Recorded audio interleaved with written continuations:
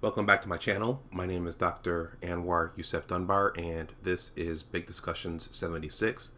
My original channel. First of all, please like this video, please share it, and please subscribe to my channel.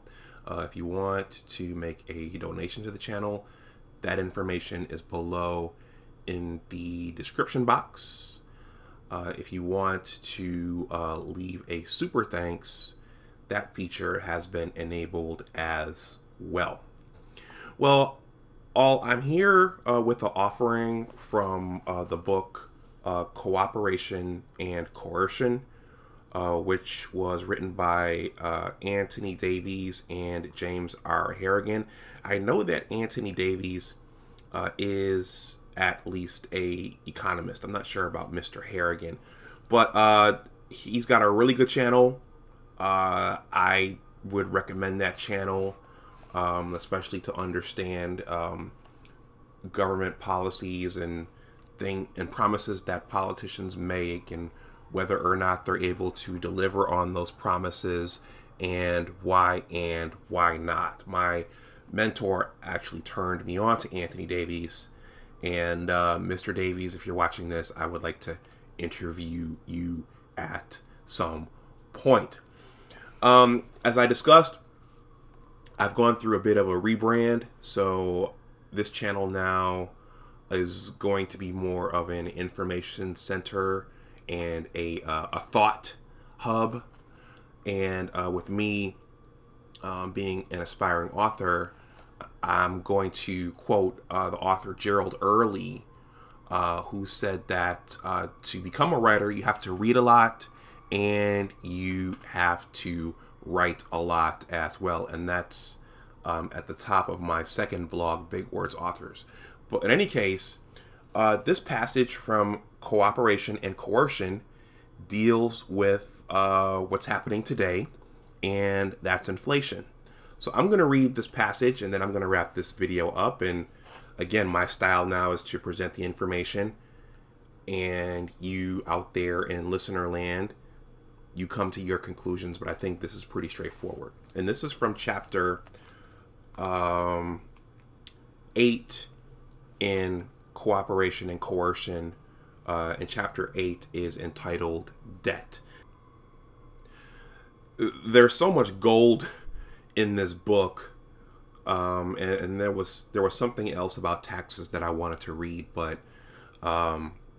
inflation is the topic of the day, and it's either affected all of us or it's gonna affect all of us. So I think that this is an appropriate passage for me to start with, and I intend to read more passages from this book. Okay, so as they have done many times in the past, politicians will try to make their inability to manage the country's finances look like the fault of the rich preying on the poor. While we fight amongst ourselves, the real culprits will get off the hook. Cutting Social Security benefits for workers who have private retirement accounts will not be enough. The government will simply print the rest of the money that it needs. The current euphemism is quantitative easing. The Federal Reserve prints more money and then hands it over to the federal government. But when the Fed pumps money into the economy, prices rise. Prices have risen so much as a result of this that a US dollar in 2019 bought less than what a US quarter bought in 1975. In 1975, the money supply amounted to $273 billion. In 2019, it reached $3.8 trillion. So the United States money supply grew by more than a factor of 10, while the quantity of goods and services produced in the United States merely tripled, and the population rose only by half. Why does this matter? Money gets its value from the things it can buy.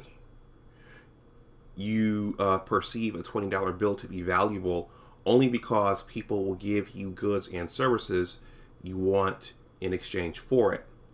Absent those goods and services, the $20 bill is worthless. The more goods and services there are relative to the number of dollars that exist, the more valuable each of those dollars is. The fewer goods and services there are relative to the number of dollars that exist, the less valuable each of those dollars is. Every time the government increases the money in circulation, the money in your pocket loses value. As your money loses value, you need more of it to buy the same number of goods and services. This is inflation, and it is the government's fault. The Federal Reserve sets the money supply. The Fed could have held the money supply constant as it was forced to do when the United States followed the gold standard. Instead, it grew the money supply faster than the quantity of goods and services grew. And now our dollars buy far less than they once did. This is what happens when the Fed serves Washington's interests instead of yours. Now here's the interesting catch. Inflation doesn't occur immediately when the Fed prints new money. It occurs after the new money has begun to circulate in the economy. If you are lucky enough to be one of the first to spend the newly printed dollars, then you get to spend them when they are still worth more. After those new dollars begin to circulate, prices rise and everyone's dollars begin to lose their value. Guess who gets to spend the new dollars first? That's right, the federal government. At this point, it should be clear that inflation is identical to a tax.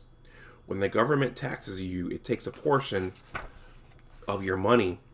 When the Fed prints new money, it takes a portion of your money's purchasing power.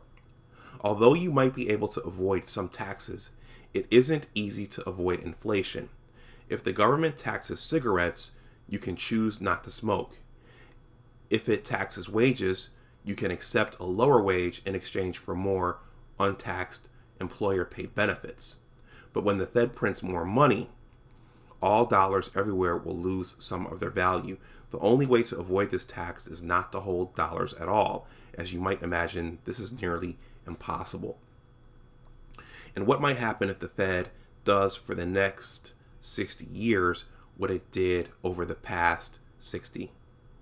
What cost $1 in 1975 cost almost $5 in 2019. If the same trend continues, what cost $5 in 2019 will cost $50 by 2070 or so. Somewhere along the way, dollars will lose all meaning, just as pennies have now. Imagine a need dollar, take dollar container at the convenience store counter. When this comes to pass, it will be a very short step for politicians to propose a new dollar, quote unquote. The rhetoric will go something like this. Because of irresponsible bankers and an unregulated financial sector run amok, your hard-earned dollars aren't worth what they once were. Remember when $1 would buy you a gallon of gas?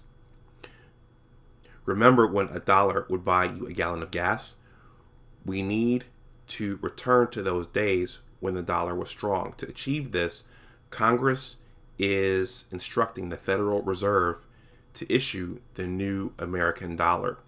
These new dollars will be worth more than the old dollars, and all Americans will be required to exchange their old dollars for the new. A century of irresponsibility will be whitewashed, and regular American citizens will be left holding the same empty bag. Sadly, there is precedent for such nonsense. Prior to 1933, U.S. currency included a lot of gold coins and certificates redeemable in gold. With the Emergency Banking Act of 1933, Congress authorized the Secretary of Treasury to confiscate Americans' gold certificates, gold coins, and gold bullion if, in his judgment, such action is necessary to protect the currency system of the United States. Following the Emergency Banking Act, the government confiscated Americans' gold and replaced it with new currency that was not redeemable in gold. All right, everyone. Again, that's a passage on inflation, and that is from and this is from Cooperation and Coercion, written by Antony Davies and James R. Harrigan. This book was published, I'm looking at the copyright date, in 2020. So these guys were right at the beginning of well, that was right at the beginning, or somewhere in the at the start of the pandemic, the world event, and it looks like they were predicting what's happening now. So that's just some information from this book. There's a lot of information swirling around social media. There's a lot of information being given to us selectively by the mainstream media and in pop culture. There's a lot of, well, I'll just leave that there. And I think this is a nice comprehensive book in terms of understanding what's going on right now and understanding how our economy works versus promises that the political class makes. And yeah, so let me know what you think in the comments section below. Let me know if you liked this type of content. Please like, share, and subscribe. And if you want to throw something in the tip jar, once again, that information is below in the description box. And you can also leave a super thanks. And please consider joining the Big Words LLC Newsletter. In addition to being a YouTube content creator, I am also a writer working on a book, The Engineers, a Western New York basketball story. All right, everyone, I'm going to stop this here. Stay safe out there. As always, remember that your attitude determines your altitude. Take care, and I will talk to you the next time. Bye-bye.